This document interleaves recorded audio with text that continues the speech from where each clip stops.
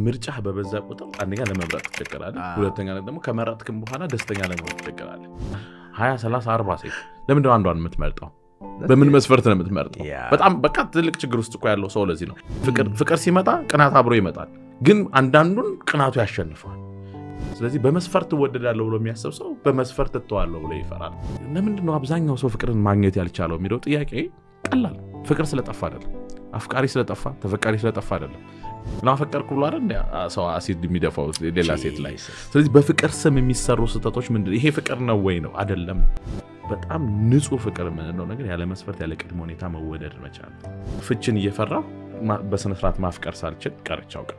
የሰዎች ልጆች እውነተኛ ፍቅር ውስጣቸው ስለሌለ አይደለም፣ የእውነተኛ ፍቅር አለ። ግን ችግሩ ምንድነው? ልክ ማፍቀር ሲጀምሩ ሌላም አብሮ የሚመጡ ብዙ ስሜቶች አሉ። የአንዳንዱን ሰው ፍቅር ቅናቱ ያሸንፈዋል። ፍቅር አይቀናም። ባይዘውኝ በህይወት ሁሉ ነገር ለብቻ ልታደርገውና ልታገኘው ትችላለህ። ፍቅርን ብቻ ነው ለብቻ ማድረግ የማትችለው።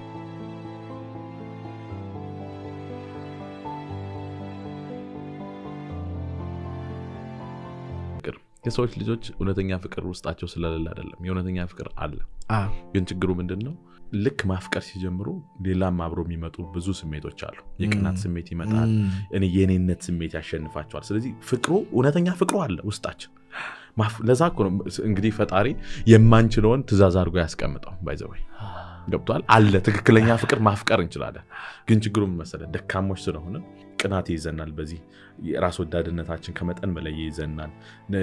ነገን በጣም እንፈራለን፣ ፍርሃት ይዘናል። እኔ የሆነቴንም ነገር ትክክለኛ ፍቅር አለ፣ ብዙ ሰው ተሰምቶት ያውቃል። ችግሩ ግን ምንድነው? ከፍቅርህ በላይ ቅናት ያሸንፋል፣ ከፍቅር በላይ ፍርሃት ያሸንፋል። ለምሳሌ እኔን ብትወስደኝ ከማፍቀሬ በላይ የፍቺ መፋታት የሚለው ፍርሃት በጣም ስለሚያስፈራኝ ሁሌ ፍችን እየፈራሁ በስነ ስርዓት ማፍቀር ሳልችል ቀርቻው ቀር በህይወቴ ውስጥ። ስለዚህ አሁን ፍቅር አለ፣ ግን የኔን ፍቅር ምን ያሸነፈው ማለት ነው? ፍርሃት ያሸነፈው።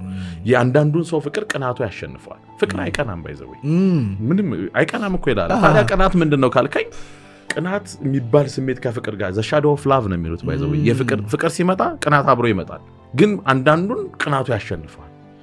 ትክክለኛ ፍቅር ምንድነው? እናብራራዋለን መገለጫዎች። ግን ትክክለኛ ማፍቀር እንችላለን፣ ሰዎች ማፍቀር እንችላለን።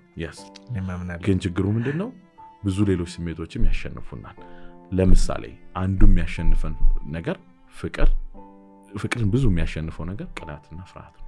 ፍቅር የሚባለው ሐሳብ ሲመጣ እኔ መጀመሪያ የማየው ነገር ምንድነው? አፍቀር ማለት ካንተ ስሜት መውጣት ነው፣ ካንተ ነገሮች መውጣት ነው። ለሌላኛው ሰው ፍላጎት ምላሽ ለመስጠት ፍቃደኛ መሆን ነው። ምክንያቱም አንድና አንድ ነገር አለ በህይወት ሁሉ ነገር ለብቻ ልታደርገውና ልታገኘው ትችላለህ። ፍቅርን ብቻ ነው ለብቻ ማድረግ የማትችለው። ስኬትን ምኑን ብዙ ነገር ለብቻ አሯሩጠህ ልታገኘው ትችላለህ። ማፍቀርን ግን ከራስህ ነገሮች መውጣት ያለበት ትልቁ ነገር ይመስለኛል። ከውሸቱ ራስህ ከኢጎ ማለት እኔ ብለህ ከምታስባቸው ነገሮች በሙሉ ማለት ነው።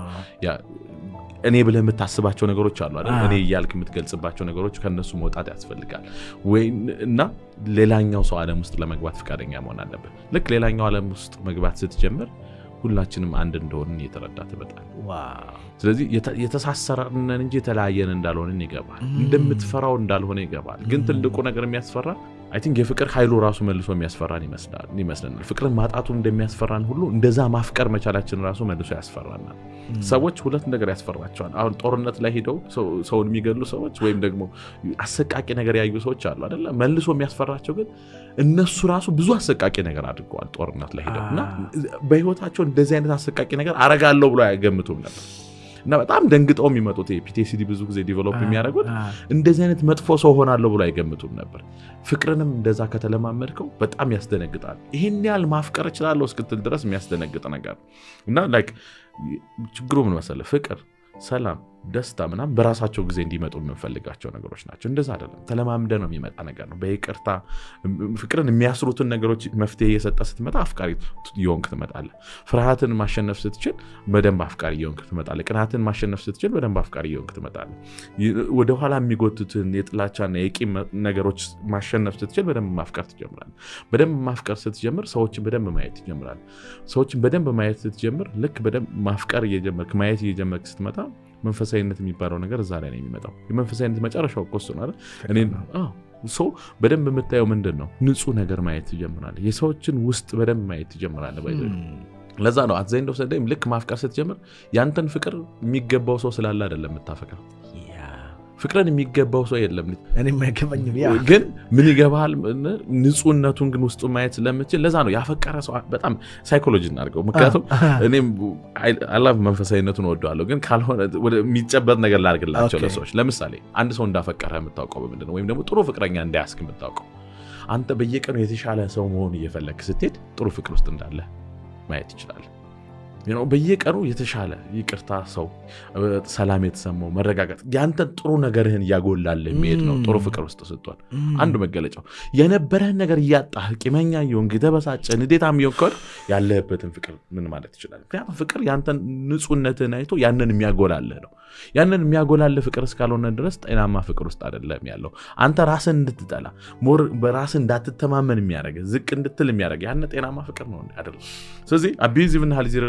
ፍቅር የምንላቸው የምንለይበት መስፈርቶችን ራሱ ያስቀመጠን መሄድ እንችላለን ያው ሳይኮሎጂ ይጠቅማል ስለማስብ ነው ግን የፍቅር መጨረሻ ያንን ንጹህ ነገርህን ማየት መቻል የሰዎች ላይክ ማፈቅረህ ችግር ስለሌለብህ አይደለም ማፈቅረህ ነገ ከነገ ወዲያ እኔን ስለማታስቀይመኝ አይደለም ወይም ስለማታጠፋ አይደለም ወይም አስቸጋሪና መጥፎ ነገሮች ስለሌሉህ አይደለም ግን ያንን ንጹህ ነገርህን ማየት ይችላል ያንን ንጹህ ነገር ደግሞ ከኔ ጋር ትስስር ፈጥሯል ለዛ ነው ፍቅርን እኔ ዲፋይን ሳደርገው ብዙ ጊዜ የተለየ የነፍስ ትስስር ነው ያንን የነፍስ ትስስር ደግሞ በቅድመ ሁኔታ በመስፈርት ያመጣ ነው አይደለም ለዛ ነው ፍቅር በጣም ንጹህ ፍቅር ምንለው ነገር ያለ መስፈርት ያለ ቅድመ ሁኔታ መወደድ መቻል አሁን ጳውሎስ ራሱ እኮ አንደኛ ቆሮንቶስ ላይ ስለ ፍቅር ይሄ ነው ያለ የሚገልጽልህ ለምንድን ነው ስለተምታታበት ንጹህ ነገር ሊያሳይ እየሞከረ ነው ስለዚህ በፍቅር ስም አይደል እንደ ሰውን የሚገለው አፈቀርኩ ብሎ አንዱ ራሱን መስዋዕት ያደርጋል አፈቀርኩ ብሎ አንዱ ሌላውን ሰው መስዋዕት ያደርጋል በተለያየ ነው የትኛው ነው ታዲያ ትክክለኛ ፍቅር እና አፈቀርኩ ብሎ አይደል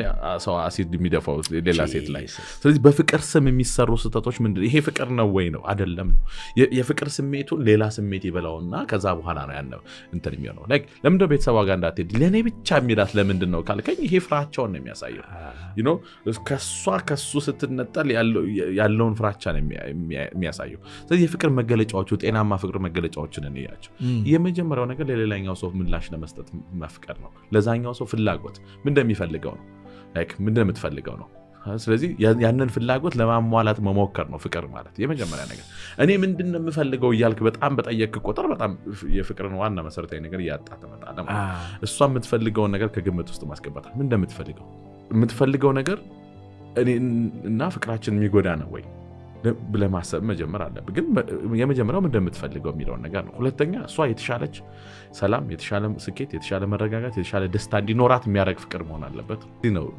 ሰዎች ሳይኮሎጂ ላይ በጣም ግራ የሚገባ የምናወራው ነገር ቀላል ይመስላቸዋል ግን ማድረጉን እስኪ እንሞክረው በጣም ነው የሚከብደው ስለዚህ ንጹህ ፍቅርን ካላየህ ሁሌም በመስፈርት ነው የምወደደው ብለህ ታስባለህ ስለዚህ በመስፈርት እወደዳለሁ ብሎ የሚያስብ ሰው በመስፈርት እተዋለሁ ብሎ ይፈራል የተወደድኩት በጣም ቆንጆ ስለሆንኩ ነው ብላ የምታስብ ሴት ከኔ የተሻለ ቆንጆ ይኖራል ትቶኝ ይሄዳል የሚል ፍራቻ አለባት የተወደድኩት በስልጣኔ በገንዘቤ በኃይሌ ነው ብሎ የሚያስብ ሰው ይፈራል ማለት ነው የተወደድኩት ግን በእኔነቴ ነው ካልኩኝስ እኔነቴን ማን ሊተካ ይችላል ማንም ስትወጣ በጣም ብዙ ሴት አለ ከነዛ ሁሉ ሴት አንዷን ሴት ለምን እንደምታገባት ምክንያቱም ለምን ለምታገባት እሷን ከባድ ጥያቄ እኮ ነው ምክንያቱም ብዙ ሴት አለ ለምሳሌ 20 30 40 ሴት ለምን ነው አንዷን የምትመርጠው በምን መስፈርት ነው የምትመርጠው በጣም በቃ ትልቅ ችግር ውስጥ እኮ ያለው ሰው ለዚህ ነው the paradox of choice የሚመጣው እዚህ ጋር ኢንስታግራም ላይ በጣም ብዙ ሰው ዲኤም ስለሚያደርግላት ብዙ ሰው አለ እንዴት ነው አንዱን የምትመርጠው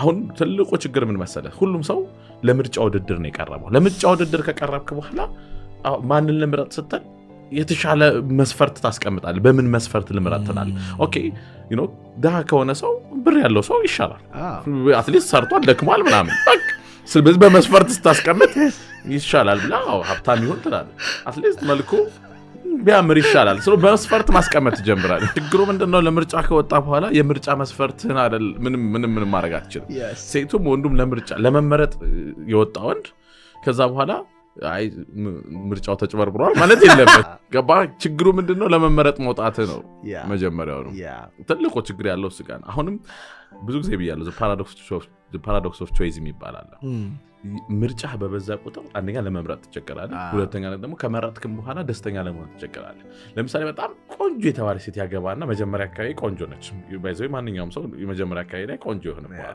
ከዛ ግን እየለመድከው ትመጣለህ ፊቷን ከዛ በኋላ አንተ ኖርማል ይሆን ከዛ አሁንም የተሻለ እኮ ማግኘት ችን ነበር የሚለው ነገር ይረብሻል ማለት ዛት በጣም ከባድ ነገር ሰው አሁን ለዚህ መፍትሄው ምንድነው ስትባል ከምርጫው መውጣት መቻል አለብን ነው ስለዚህ ምንድነው ከዛ ሁሉ ዓለም ላይ ካሉ አሁን እንግዲህ ዓለም ሆኗል እንግዲህ ጀርመን ያለ ሰው አሜሪካ ያለ ሰው ብዙ ይደውላል እዚህ ሁሉ ሴት ለምንድነው እሷን የምመርጣው የሚለው ጥያቄ አለ ምክንያቱም የተለየ የነፍስ ትስስር ከሷ ጋር ስለተሰማኝ ስፔሻል ኮኔክሽን ምንለው ነገር እንዴት እንደሆነ ላስቀምጣለሁ ለምሳሌ ሙዝ አለ እዚህ ጋር ከዛ እዚህ ጋር ወተት አለ ሙዝን ለብቻ በልተህ ወተቱን ለብቻ ብትጠጣው የሚኖረው ቴስት እና ሁለቱን ወስደህ ባናና ሚልክ ሼክ ፈጥረህ ስትጠጣው የሚኖረው ቴስት የተለያየ ነው the whole is greater than the sum of its parts ይባላል ነገሮች ተደምረው የሚሰጥህ ስሜት ወደዋል አልወደድክ አሁን ለምሳሌ ብዙ እኔ ቀይ ሴት ነው የምወደው የሚል ሴት አለና ቀይ ሴቶችን በሙሉ ባመጣልህ ትወዳቸዋለህ ወይ አይ አልወዳቸውም ኦኬ የተማረች መሆን አለባት ቀይውና የተማረች ሴት አመጣው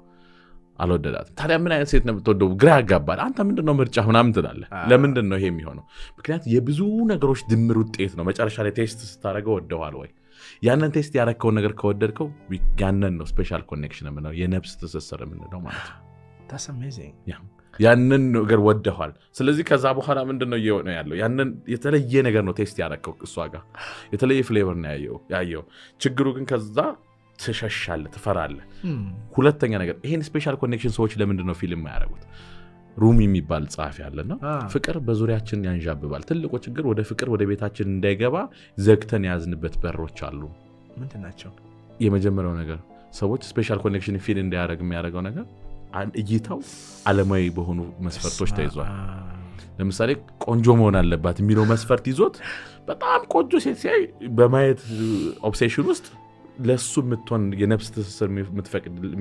የሚገርም ፍቅርን ሊያገኝበት የሚችለውን እድል ያመልጠዋል ሁለተኛ ነገር በጣም ትልቁ ችግር ሴክስ ነው ምክንያቱም ሴክሹዋል ኢነርጂ ከፍቅር በፊት ቀድሞ ይመጣና መነጽራችንን ይሸፍነዋል ስለዚህ አእምሮ እያየ ያለው አእምሮ ማየት የሚፈልገው ነው የሚያየው አእምሮ እያየ ያለው ፕሌዠርን በቀላሉ የት ነው የማገኘው ለፍቅር የምትሆን ሴት ስትመጣቻቸውንም ብሎ ያሳልፈዋል ስለዚህ አሁን ፍቅር ለምንድነው አብዛኛው ሰው ፍቅርን ማግኘት ያልቻለው የሚለው ጥያቄ ቀላል ፍቅር ስለጠፋ አይደለም አፍቃሪ ስለጠፋ ተፈቃሪ ስለጠፋ አይደለም እኛ ፍቅርን ማየትና ወደ ውስጣችን እንዲገባ የልባችንን በር ስለዘጋንበት ነው በሩን ደግሞ የዘጋነው አንደኛ የመጀመሪያው ነገር ሴክስ ነው ሁለተኛ ነገር ትልቁ ያስቀመጥናቸው መስፈርቶች ናቸው ሶስተኛና አራተኛው ነገር ፍርሃታችን ቅናቱ ምናምን ምንላቸው ኢሞሽኖች ናቸው እነዚህ ዘግተው ልክ እነዚህን እያጸዳ በሄድክ ቁጥር በጣም ንጹህ ፍቅር እያገኘ ትመጣለህ